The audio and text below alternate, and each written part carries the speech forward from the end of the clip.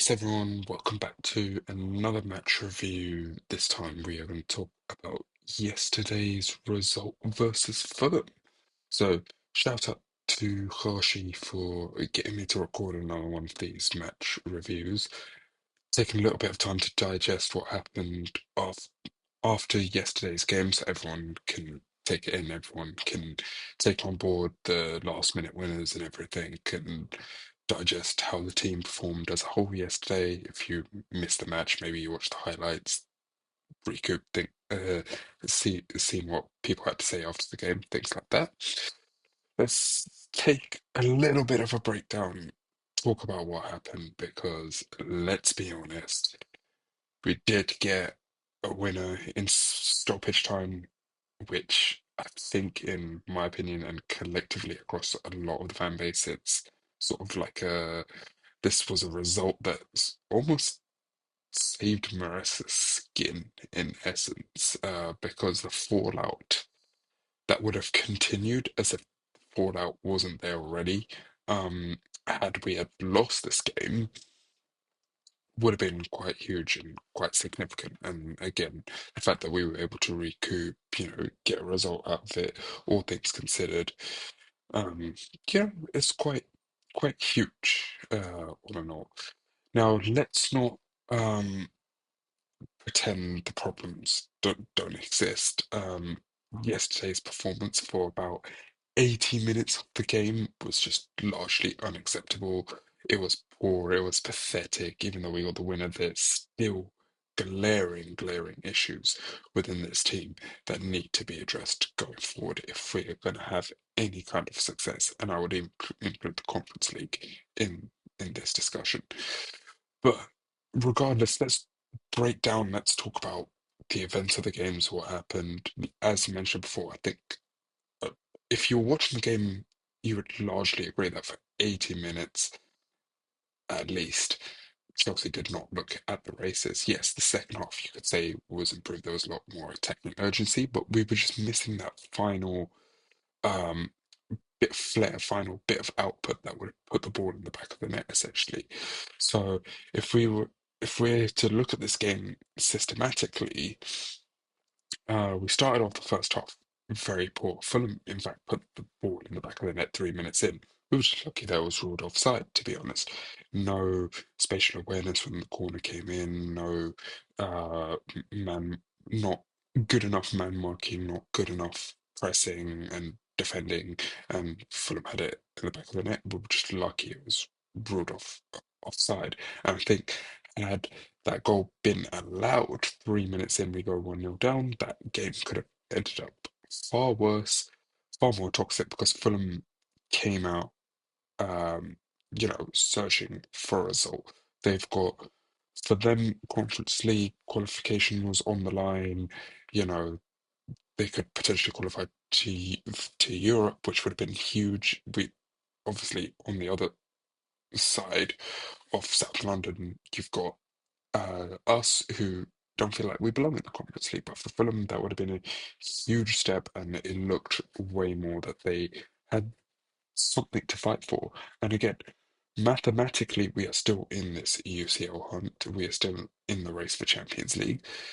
I still don't think after yesterday's result we're anywhere close near achieving Champions League qualification, but it meant a lot to Fulham, and you could see that. Um, Then the first half was quite poor. Poor. We did have chances going forward.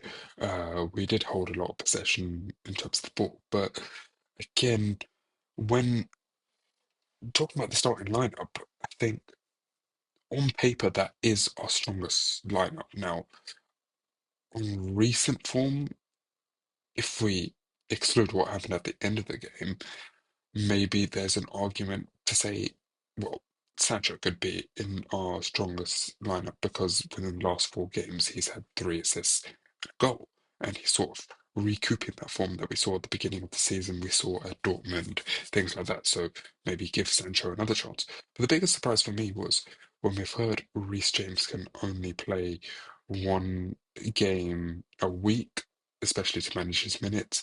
He played 90 minutes against Legia Warsaw in midweek, and then we see him play another 45 yesterday. It was a big surprise, but on paper that is our strongest lineup. And Reece James really does get caught out for that first goal. He sort of has two Fulham players on him, gets bodied off the ball, gets easily tackled. Um, Now, what's interesting to note is Reece James's position when he loses the ball. Yes, he is at fault for the goal. I'm not going to put a huge ton of blame on Reece James because, again, in terms of like uh, physicality, in terms of like getting back into the Premier League. We all know he's come back off a long string of injuries. Like moments like these are going to be inevitable. Reece James has shown moments of brilliance, but at the same time, moments like this is inevitable, especially when you're coming up with a strong physical Fulham team that have something to prove. But what's interesting to note, I'll highlight this a bit more, is that Reece James positionally was in midfield and he was doing that a lot in the first half. That put a lot of pressure onto the defence because then we have only got two centre backs. We've got Chalobah, we've got Colwill, who've sort of got to compensate for that. You know, Fulham knock the ball around, and it's a good finish from Iwobi, but you know, positionally, defensively, tactically, we were just poor, and Fulham were all over us. That goal was a matter of time; it was coming, and again, we highlight that because a lot of people talk about like, oh, that's a critical error, that's a massive error from Reece James, but we've got to look because it happened across the whole 45. Reece James had a poor 45 minutes. Let's not get that wrong, but he was drifting into midfield a lot. And, you know, traditionally, with all Chelsea fans are in unison, the people I've spoken to, yes, he can play in midfield and he can do a job there. But Reece James is better suited to that right back position. He's better suited to bombing up the pitch, getting those crosses in.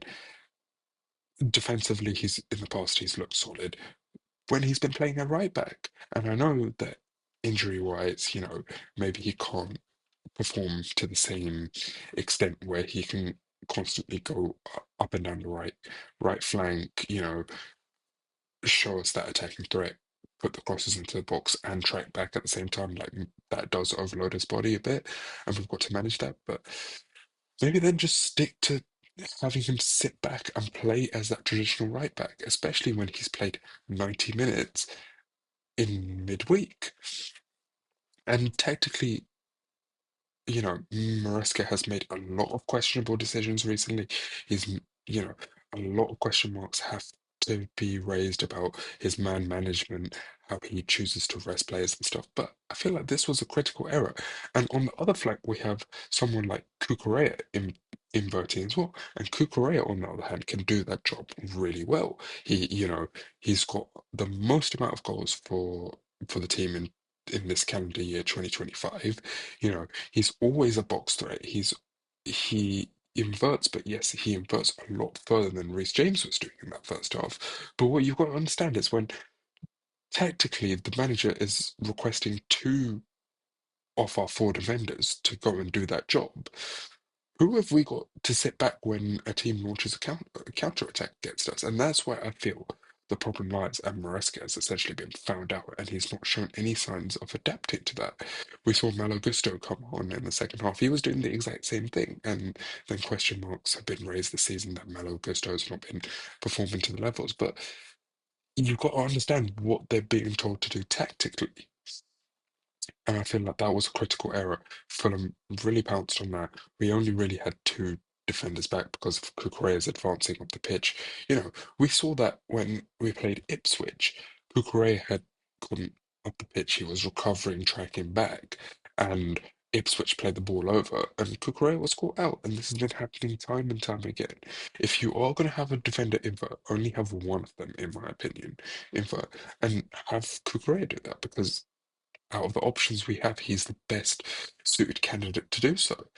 But at the same time, we need to think out of the box. We need to think of alternative strategies. And again, I don't feel Maresca is the man to create that alternative strategy because throughout the season he hasn't shown any signs of that. But we are getting caught and found out by opposition teams time and time again. Bottom or 18th of the league, Ipswich found us out. Yesterday it was Fulham. We have got big games coming up against Newcastle, Liverpool, Nottingham Forest. You could say Manchester United as well. These results can end up 10 times worse than they did yesterday. And that was essentially the story of the first half. Like, there were chances that came about, but all in all, like that was the biggest chance of the first half, the one that Iwobi put away, and Fulham, rightly so, ended up going into the first half with a lead. And if you haven't seen the videos, like there was a lot of videos that came out after the match of the away fans, what the atmosphere was like from a Chelsea perspective. Boos were ringing out, names were being called at Maresca, and to be honest, that wasn't a good look for him because, we've seen what the home fans, and certainly I've been a part of, I can say from first-hand experience, I've seen what it's been like at the bridge. Obviously, the away fans have definitely turned. They're like the die-hard match-going fans. They're spending money to go in and watch the team week in, week out. But consistently, there's been a lot of boos. There's been a lot of calling out about Maresca's tactics. Maresca was being called names, which I'm not going to mention on the channel. But if you wanna see, like, it's all over TikTok, it's all over YouTube, it's all over Reels. Like, you can find the videos. And I think any team would agree when the fan base turns on a manager like that. We've seen this earlier on in the season with like the Spurs fans turning on Ange Postecoglou, and like basically there's no way back over there. I think even if he wins the Europa League, a lot of Spurs fans will say, you know, Ange has got to go. We saw uh, a lot earlier in the season when United fans turned on Ten Hag. Again, they were playing unacceptable football, and with Ruben Amorim, they see it as a bit more of a project, even though he hasn't been performing to the levels.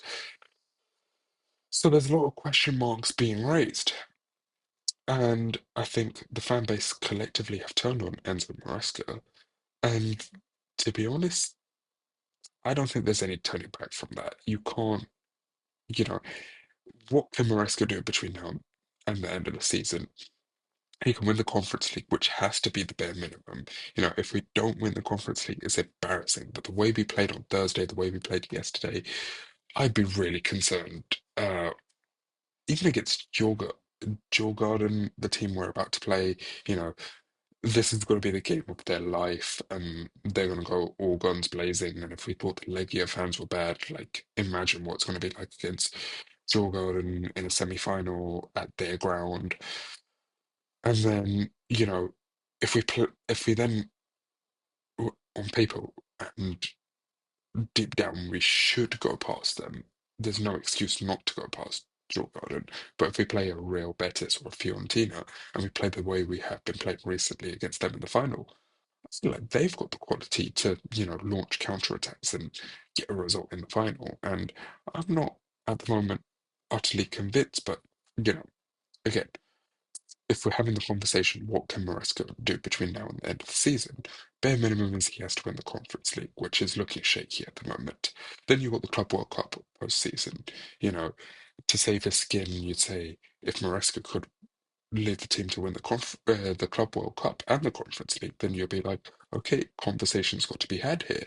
And then on top of that, the final cherry on the cake would be, can he regroup the players and achieve top five, top four by the end of the season, get us into the Champions League, then, all of his targets would have been met. But with this whole discourse, it's then about should he achieve those targets? What's the quality of playing like? If we continue another season with him, are things going to progress, or are we going to be found out and be more exposed in the Champions League should we qualify next season? And even if we do find a miracle and we continue playing the way we do with the squad we have, we're going to be out of our depths within the Champions League. That's the honest truth about it. We've got no hopes against, some of the big opposition, big teams when we're getting found out in games with much less, threat and weaker oppositions, and that's the honest truth. So realistically, I don't see a way where Maresca can sort of save his skin. We saw like this time last season, Pochettino's head was on the line, and we lost. The turning point for me last season was the 5-0 loss against Arsenal, where that's just unforgivable. You can't take a Chelsea team there and lose. That's just unacceptable. And, post that, we saw Pochettino like regroup the squad. We were already out of the FA Cup. We had lost the Carabao Cup final by that point. We weren't even in Europe. And he got the team playing well. We got a draw against Aston Villa, which everyone at that point thought we were going to lose that match, considering how much good form Aston Villa were on. And then we went on like a winning run till the end of the season. We got results, and you know, positionally, we were in a position to qualify for Europa League, but it was just the fact that Manchester United won the FA Cup that, brought us back down to the Conference League. And you thought from the position where we were after the 5-0 loss to Arsenal, and then Pochettino took us to where we finished the season, you'd say, okay, yes, he shouldn't have been in charge at that point, but he recovered well. He did exactly what he had to, but that still wasn't enough. That still wasn't going to convince the fan base to give him a second season. That didn't even convince the board to give him a season, let alone. And they decided to cut their losses. So that's Maresca. And then, you know, that to avoid the tangent on what happened in the second half, or what happened at halftime, sorry.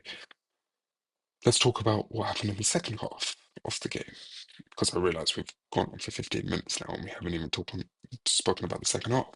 And you could see there was a lot of nerves when we came out for the second half. Fulham were really launching a lot of counter attacks.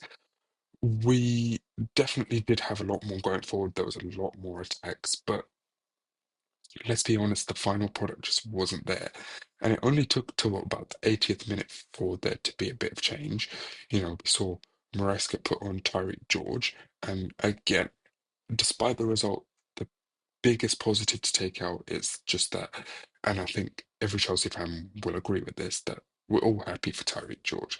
He's got his first Premier League goal. He's a Cobham graduate. The fans were singing his name at full time.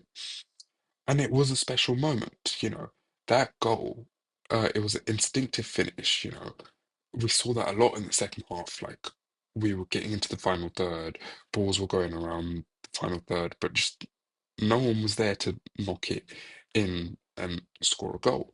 And, it was either the Fulham defence were clearing the lines well, or it would fall to one of our attackers and we just sort of waste the chance. And this one was a bit of a weird one because um, as the ball was being put in, it came off a lot of Fulham bodies, and it was just pure instinct, I feel, for Tyreek George in that position to just take a swing at it, take a crack at it, and he buried it well. He buried it into the far corner, past Bern Leno, nothing else Leno could have realistically done about that. And it was a really good finish. So hats off to George for completing that goal. Hats off to him for putting it in the back of the net, and credit to him because that was amazing. And then you think like, okay, Chelsea really have to go and find the winner here, because a draw still isn't good enough. A win, we're saying, some of us are saying, isn't good enough. But um, it took a moment of brilliance. Again, Pedro Neto, I feel, had a poor game. We've always spoken about the crossing, about the fact that his balls in the final third just have been hit or miss. He's had moments in the season where he's popped up, had moments of brilliance. And again, he was having a poor game, but the goal he scored was just, again, a pure moment of brilliance. We had Palmer, who won the ball back pretty well, played it to Enzo. credit to Enzo, he got the ball in pretty quickly into a good position. He noticed Neto was in the box. Again, another assist for Enzo, which is great for his confidence, great for his season because he's one of those players that is really just going under the radar. Pedro Neto, that turn, that power on the finish, my word, what a goal. We've been crying out for moments like that all season. Neto has popped up with moments like this. We know he's got a powerful shot on him. We saw that earlier on in the season when we played Arsenal and he scored that equaliser. He has got that flair, he has got that ability, and we just need to see it a bit more. And that's why I feel tactically that's where it's missing. Like Neto's being given the wrong instructions. We know he has that capability. We need to encourage him to do it more. But also, we also know like his crossing is really great, but attacking wise, we know we haven't got the players to really deal with it. We've not got that box presence.